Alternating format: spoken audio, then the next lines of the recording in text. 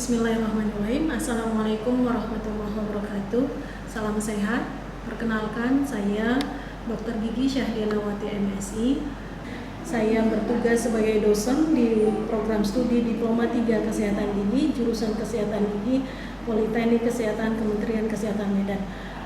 Saya juga diberikan tugas tambahan sebagai sekretaris jurusan Kesehatan Gigi, Politeknik Kesehatan Kementerian Kesehatan Medan.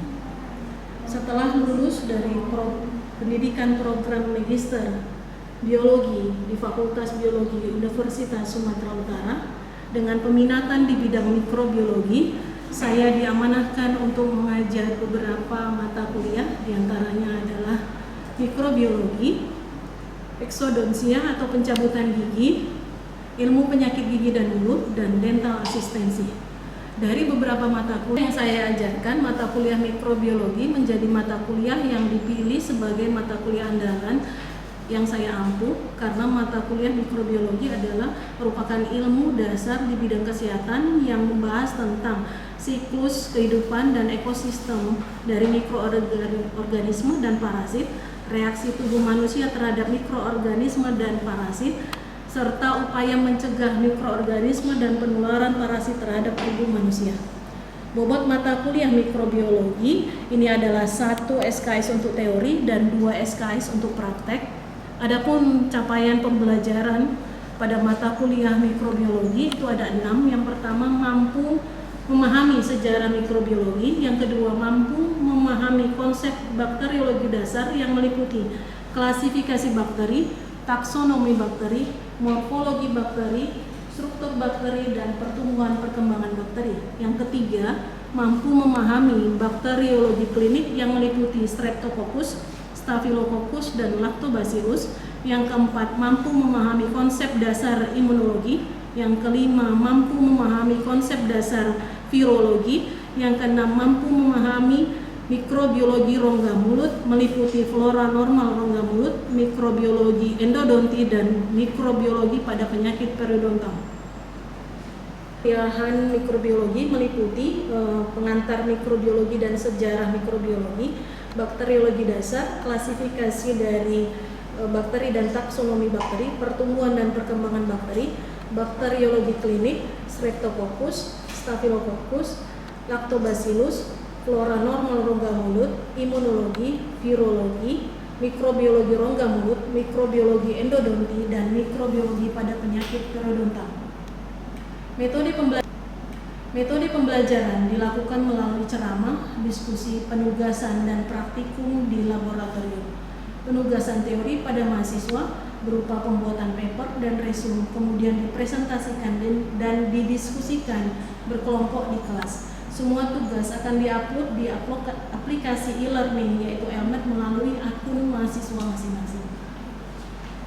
Pembelajaran praktikum dilakukan dengan demonstrasi dan simulasi di laboratorium mikrobiologi. Penugasan praktikum berupa pembuatan jurnal praktikum setiap pertemuan. Penilaian pada teori meliputi penugasan 20%, sikap 10%, ujian tengah semester 30%, dan ujian akhir semester 40%. Sedangkan penilaian pada praktek meliputi pretest 15%, posttest 15%, UTS 30%, dan UAS 40%. Berikut ini adalah video pembelajaran teori mata kuliah mikrobiologi dengan materi mikrobiologi rongga mulut dengan subtopik mikrobiologi dental plak.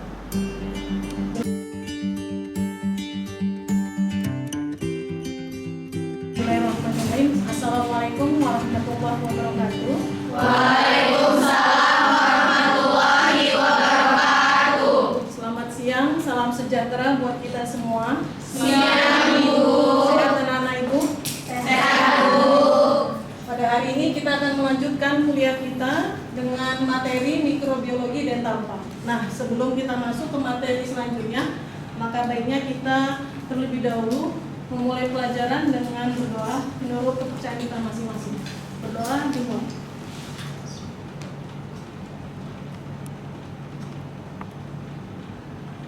Doa selesai. Baik, Ibu akan lanjutkan materi pelajaran mikrobiologi kita dengan topik mikrobiologi dental plak. Pada materi kali ini yang akan kita bahas adalah capaian yang diminta untuk diharapkan pada mahasiswa mampu menjelaskan bagaimana konsep mikrobiologi dental plak, kemudian bagaimana etiologi dari dental plak itu sendiri, dan jenis-jenis bakteri yang terdapat pada dental plak. 3 kemampuan ini yang harus diharapkan dari pertemuan kita hari ini agar mahasiswa dapat memahami apa yang akan saya sampaikan berikutnya. Selanjutnya, nah, ada yang tahu ini gambar apa? Kaktus. Nah, benar, ini gambar kaktus. Nah, di tanaman kaktus ini kira-kira apa yang kita temukan? Parasit. Ya, ada parasit. Nah, parasitnya ini berwarna apa kalau di sini? Merah. Nah, merah itu berarti ada sesuatu yang tidak baik, ini menempel pada tanaman kaktus. Nah, ini bisa kita sampaikan bahwa ini parasit ya. Ya, di kehidupan kita sehari-hari juga kalau ada parasit di tanaman itu merugikan, gitu ya. Nah, ini juga menjadi gambar analogi dari dental plak itu sendiri, ya. Dental plak kita anggap sebagai parasit pada gigi kita di rongga mulut. Berikut ini adalah definisinya. Plak ini gambaran klinisnya seperti ini, deposit lunak yang melekat pada permukaan gigi yang berisi kumpulan mikroorganisme yang berkembang biak dalam suatu matriks interseluler yang terus berakumulasi atau bertambah jumlahnya bila tidak dibersihkan secara adekuat. Nah, kira-kira di mahasiswa ibu sekarang ini ada nggak yang punya plak seperti ini? Pasti ada ya, 1-2 orang ada ya. Nah, inilah gambaran klinis yang kita jumpai di masyarakat, di pasien kita nanti ya, bahwa dijumpai banyak sekali dental plak di rongga mulut.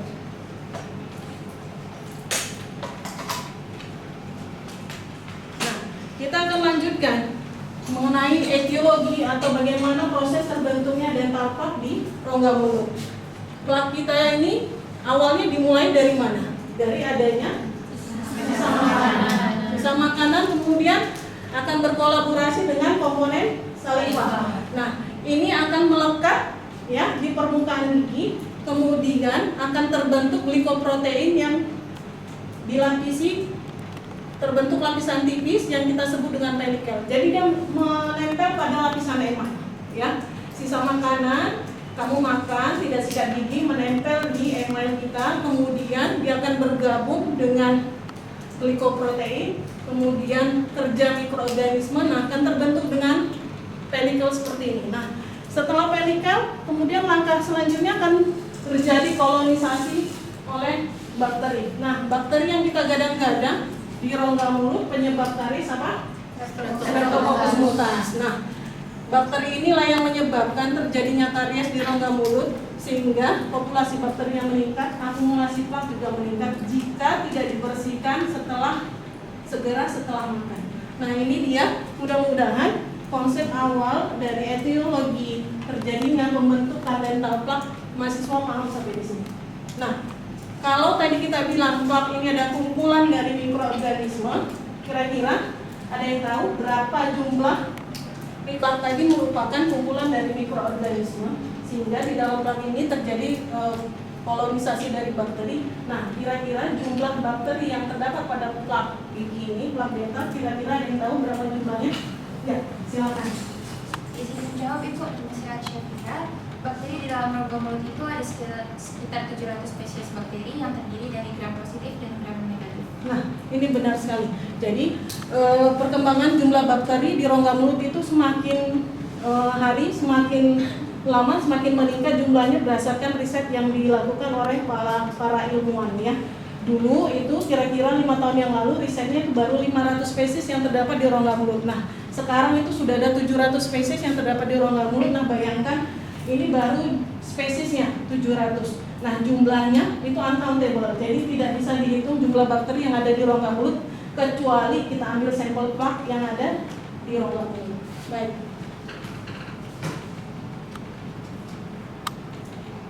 Nah, ini adalah gambaran bagaimana pembentukan tadi lapisan plak di rongga mulut ya.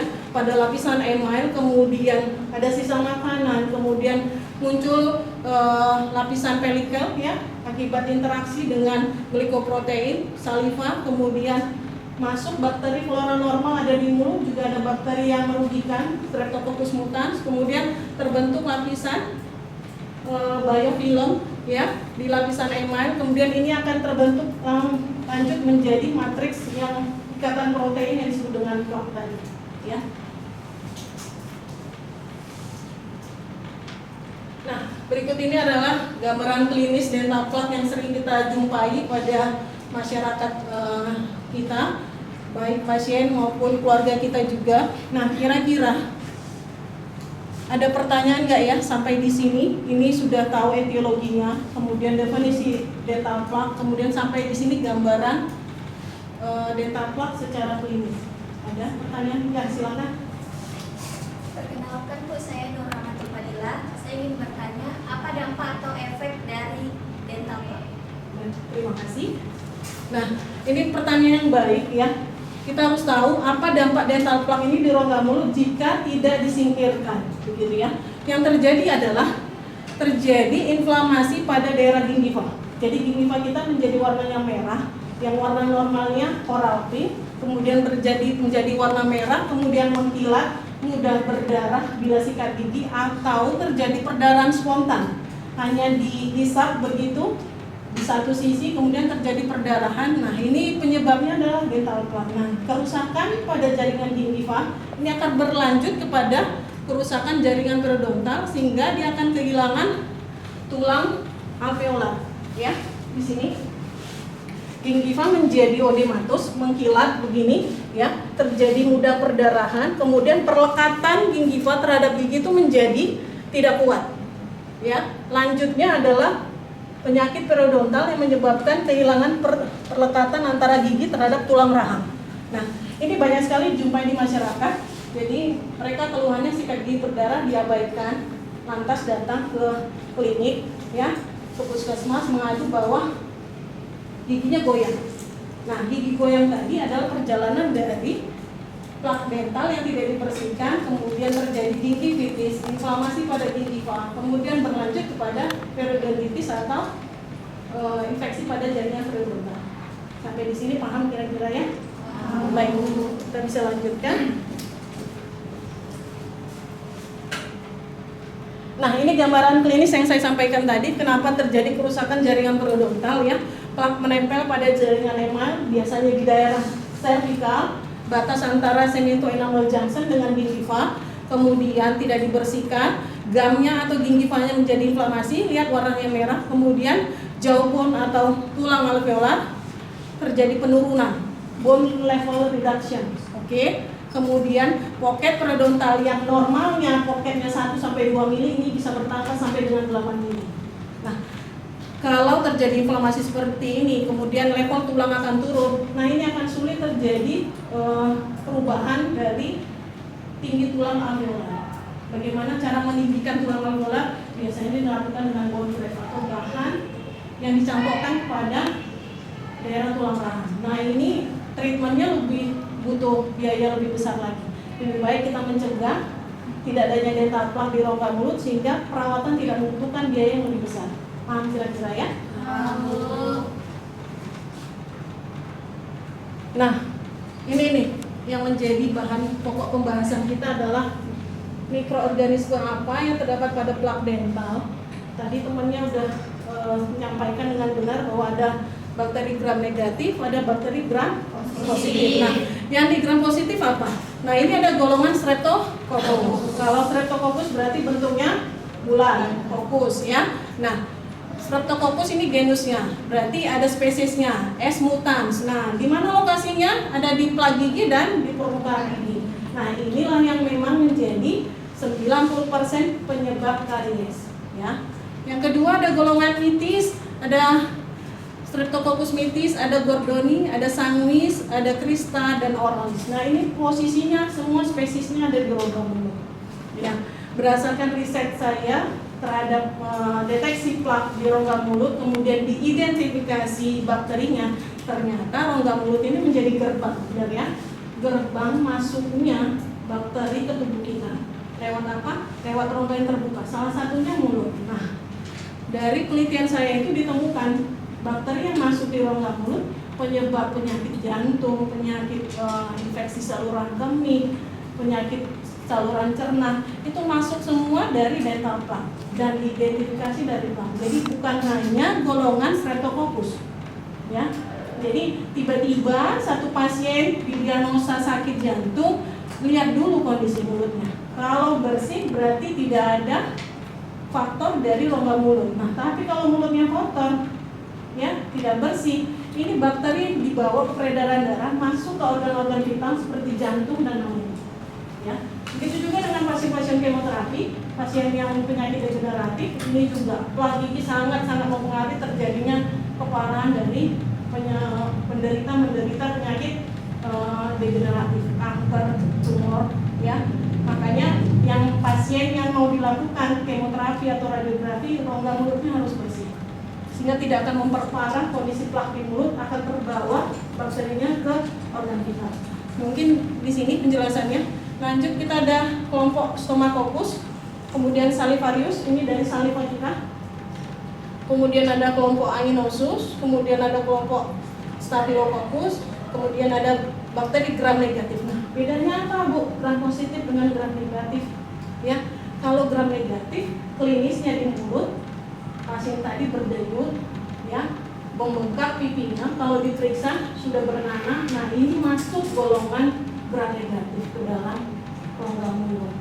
Ya, ada golongan Neisseria, kemudian ada golongan Veillonella yang sifatnya anaerob, jadi dia tidak membutuhkan oksigen untuk berkembang biak, sehingga dia menghasilkan toksin tadi di gigi. Nah, bayangkan kalau kita bilang abses itu bisul, bahasa awamnya itu berada di rongga mulut, di luar saja organ itu sangat-sangat mengganggu infeksinya, bahkan menimbulkan demam, begitu ya, apalagi ada di rongga mulut. Mungkin ini gambarannya. Yang wajib kamu ketahui adalah golongan bakteri ini, ya. Tahu bakteri apa yang ada di plaque gigi, baik yang gram positif maupun gram negatif. Baik. Nah, lantas apa langkah selanjutnya, Bu, kalau sudah plaque dentalnya ada, kemudian dibersihkan secara teratur? Makanya dibutuhkan kunjungan 6 bulan sekali ke dokter gigi atau ke vaskes pelayanan kesehatan gigi. Yang pertama ini, bagaimana cara kita mengontrolnya? Satu, ya, profilasis oral itu harus baik. Profilasis oral itu apa? Sikat gigi yang benar.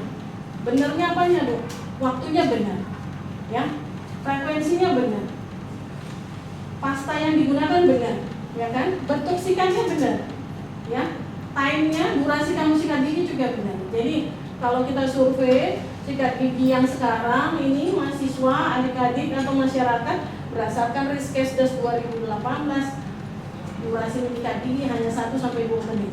Nah, ini sangat-sangat minim sekali. Sementara yang dianjurkan dari Federasi Kedokteran Gigi itu rata-rata 5 menit baru bisa optimal membersihkan 32 gigi dalam proses pembersihan sikat gigi atau menyikat gigi secara teratur setiap hari. Nah, ini menjadi bahan edukasi kamu juga nanti ke pasien atau ke responden bahwa menyikat gigi itu tidak buru-buru, ya. Waktunya juga, Bu, saya sikat gigi, Bu, tapi 5 kali sehari, time-nya nggak benar, ya kan? Kamu sudah belajar sebelum tidur, sesudah sarapan dan sebelum tidur. Ini memang tidak bisa diabaikan, ya kan? Diganti menjadi mandi setelah mandi sore, setelah mandi pagi, itu juga tidak bisa. Baik, jadi banyak sekali faktornya. Pertama, ini disarankan pasta gigi herbal. Kenapa pasta gigi herbal, Bu, yang disarankan? Karena ada zat aktif dalam pasta gigi herbal yang akan mengurangi jumlah mikroorganisme di rongga mulut. Jadi yang konvensional nggak bagus, Bu. Bagus, tapi sifatnya ada yang abrasif, ya. Pemilihan pasta gigi ini menjadi konsen buat para praktisi kesehatan gigi, karena pasta gigi yang sifatnya abrasif akan menimbulkan keluhan di belakang hari. Nah, contohnya ada yang ekstrak kayu manis, sirih, dan siwak. Ini bisa menjadi pilihan. Next, yang kedua adalah permen karet. Nah, permen karet yang mengandung apa, Bu? Mengandung silitol. Nah, silitol ini zero sugar, ya. sugarnya berarti 0, tidak ada gula di sini. Nah, kenapa harus permen karet? Karena menstimulasi mulut kamu supaya mastikasi, bergerak. Dengan bergerak berarti sekresi kelenjar ludah ini bekerja, air ludahnya akan tersalivasi keluar semua. Nah, ini akan membersihkan normal mulut kamu sehingga terhindar dari plaque. Saya sampaikan bahwa begitu kamu makan, pH-nya akan turun, levelnya dari 7 normal akan turun sampai 2, apalagi yang dimakan sifatnya bersifat soda dan asam. Nah, dalam tempo 30 menit sampai 2 jam tidak membersihkan gigi paling tidak kumur-kumur. Nah, level pH-nya, derajat keasaman akan turun lagi. Ya, dalam 2 jam dia akan normal, balik ke 7, sayangnya tidak dibersihkan atau tidak kumur-kumur, dan kamu tambah dengan cemilan makan di rentang waktu jadwal makan. Jadwal makan pagi, siang, ngemilnya di jam 10. Nah, jadi kondisi mulut yang asam juga akan memperkeruh terjadinya penumpukan gigi. Mungkin itu. Kemudian polifenol yang terkandung pada teh hijau, anggur merah, ya, ini mencegah produksi asam yang dapat memecah lapisan emai. Nah, teh ini baik mau teh hijau mau teh yang biasa, tetapi without sugar. Jadi nggak boleh ditambah gula, nggak teh manis namanya, ya kan? Teh, benar teh, ya. Makanya teh ini bisa mencegah karies bila tidak ditambahkan gula. Begitu. Jus juga baik buat kesehatan bila kamu tidak tambahkan gula ke dalam jus tadi. Ini prinsipnya, ya. Lanjut, minyak zaitun ini bisa melapisi gigi dengan molekul-molekul lemak sehingga pembentukan asam dapat dihambat.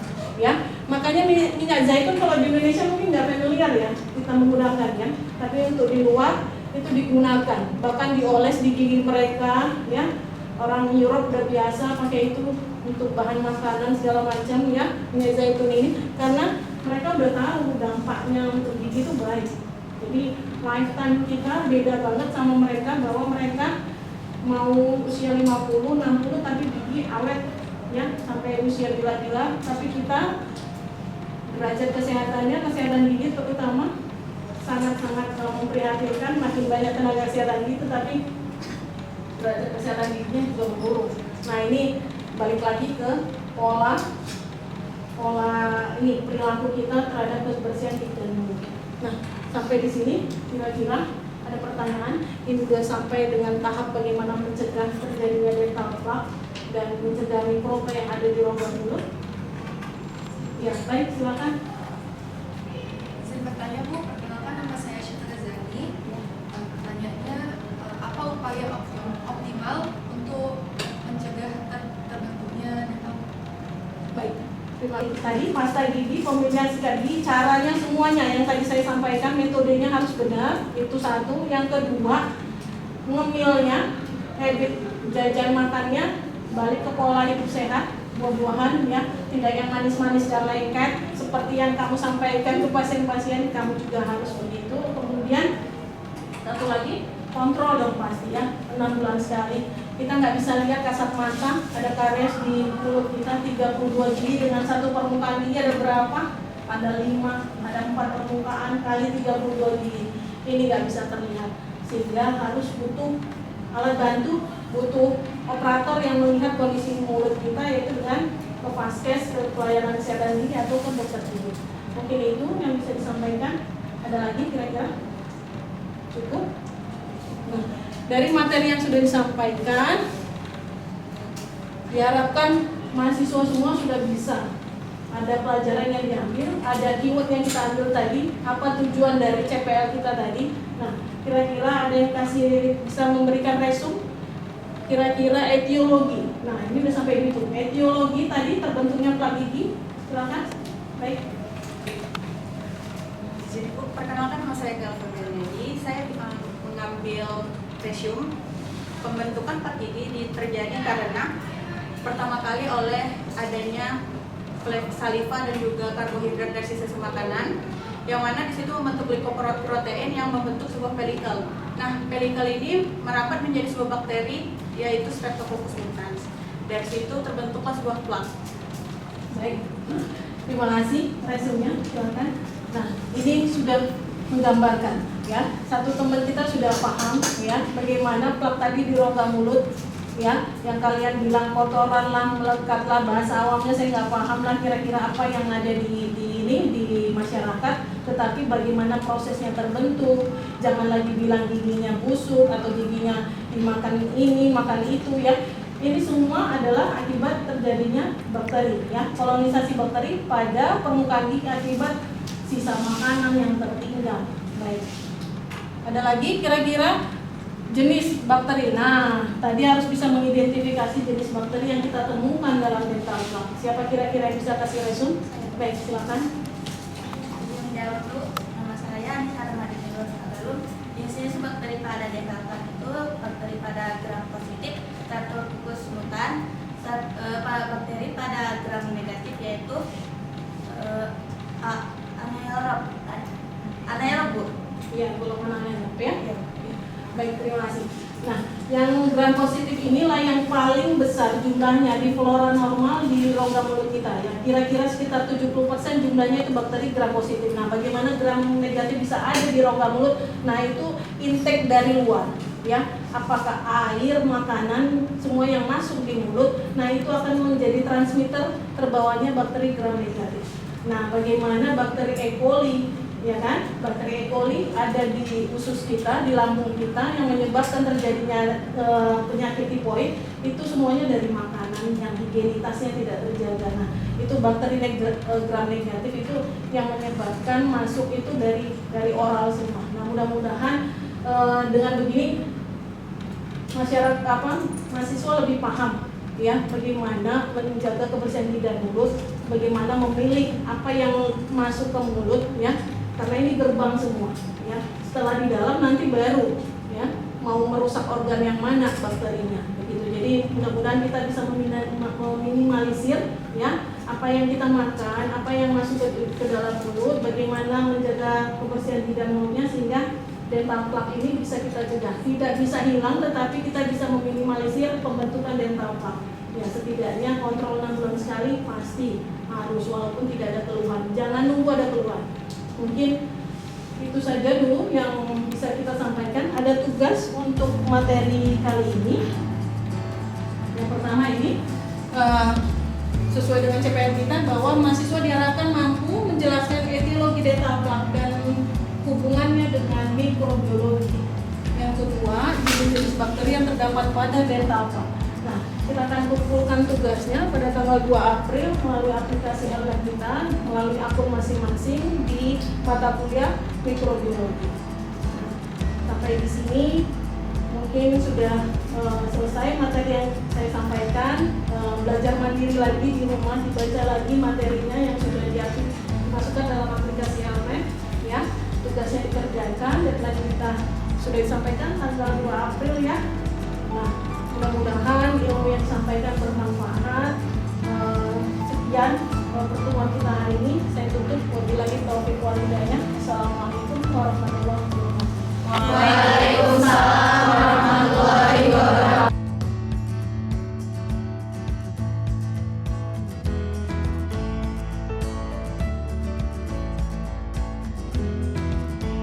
Kita di kelas sudah menyampaikan teori bagaimana etiologi dental plaque, mikrobiologinya. Nah, di sini kita akan praktikum bagaimana kita nanti menanam bakteri pada media agar. Nah, untuk hari ini praktikum kita akan kita ambil topik bagaimana pembuatan media agar yang menjadikan media untuk tumbuh kembangnya bakteri dental plaque tadi ya.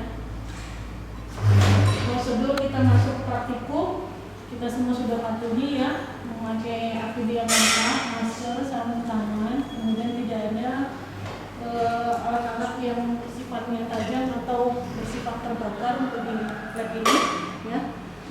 Bekerja dengan hati-hati ya, karena instrumen yang kita gunakan semuanya terbuat dari gelas atau kaca, sehingga bila nanti ada kerusakan, kerugiannya kita juga menjadinya. Nah, sebelum kita masuk bagaimana membuat media nutrien agar tadi, kita jelaskan dulu peralatan yang akan kita gunakan. Yang pertama kita butuh tabung Erlenmeyer ya. Di sini tabung yang kita sediakan itu 250 ml ya. Kemudian kita gunakan gelas ukur untuk mengukur liquid atau aqueous yang akan kita gunakan. Kemudian juga kita menggunakan beaker glass. Ya, di sini ada parameternya. Kemudian kita menggunakan aluminium foil untuk penutup tabung Erlenmeyer nanti. Kemudian kita ada piring Petri di sini ya, Petri dish ya. Nanti masing-masing mahasiswa akan membuat media pada piring Petri tersebut. Nah, bahan yang kita gunakan di sini yang pertama aqueous steril ya, bukan aqueous biasa. Kemudian bahan nutrien agar pabrikan ya. Di sini sudah ada komposisinya, terdiri dari ada pepton, ada protein ya, ada sumber-sumber nutrisi yang dibutuhkan untuk bakteri supaya bisa tumbuh di media yang kita buat nanti. Nah, yang perlu kamu ingat adalah bagaimana cara mengukur pembuatan media tadi, berapa serbuk yang kita gunakan dan berapa liquid atau cairan aqueous yang kita butuhkan. Nah, untuk menghasilkan satu media nutrien agar ini kita membutuhkan 20 ml cairan atau nutrien agar yang sudah dilarutkan ya. Yang pertama kita ukur dulu liquid yang akan kita gunakan dalam pembuatan media agar ini. Tadi kita butuhkan berapa? 80 mili. 80 mili satu tabung Erlenmeyer. Baik. Kita akan ukur 80 mili.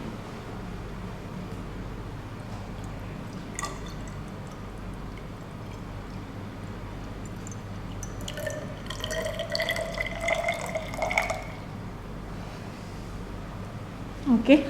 Ini 80 mili cairan aqueous. Kita akan tuangkan ke tabung Erlenmeyer yang sudah steril.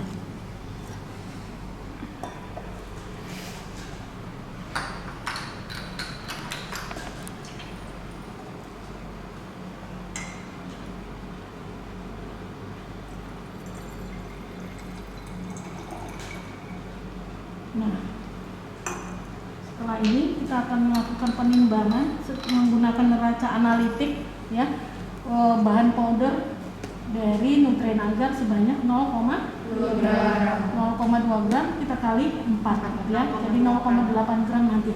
Kita akan menggunakan kertas saring ya. Baik, karena posisi timbangan analitik berada di sudut ruangan, kita akan bergeser ke arah sana. Di sini kita memakai kertas saring. Kita masukkan ke dalam neraca analitik. Dan bila dalam neraca analitik gramnya berubah, kita normalkan kembali dengan 0,0. Lalu di sini powder nutrien agar kita ukur sebanyak 0,8 gram.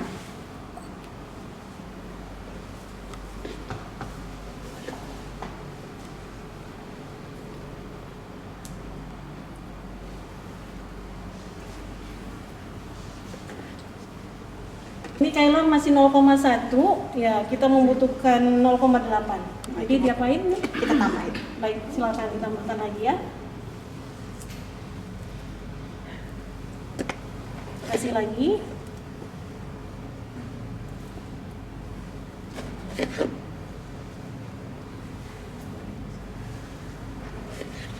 Nah, ini sudah mulai perlahan ya, silakan. Ya, perlahan. Perlahan jatuhkan. Oke, dikit lagi. Oke. Nah, ini kalau bisa angka desimalnya lebih kecil dari 49 ya. Ini 0,849 ya. Diminimalisir estimasi pengukurannya supaya akurasinya lebih tepat. Baik. Kayla.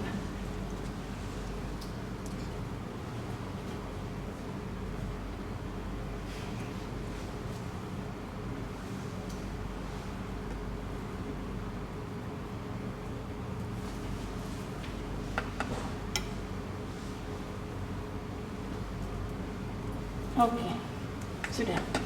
Nah, ini sudah 0,81, ini lebih kecil lagi angkanya.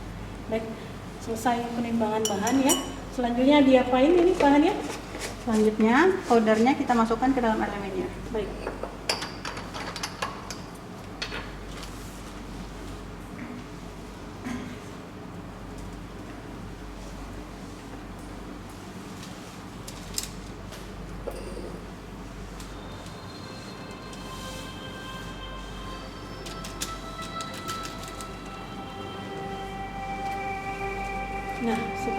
menjelaskan bahannya. Setelah ini kita akan bungkus dengan aluminium foil, lalu kita akan panaskan di autoclave. Baik. Nah, ini pembuatan medianya sudah selesai ya. Teman-teman kamu juga sudah lihat, salah satu temannya sudah mendemonstrasikan seperti yang dosen tunjukkan. Mudah-mudahan nanti setelah selesai ini semuanya bisa paham bagaimana cara pembuatan media nutrien agar supaya kita dapat menanam bakteri dan tapak pada media nutrien agar. Ini itu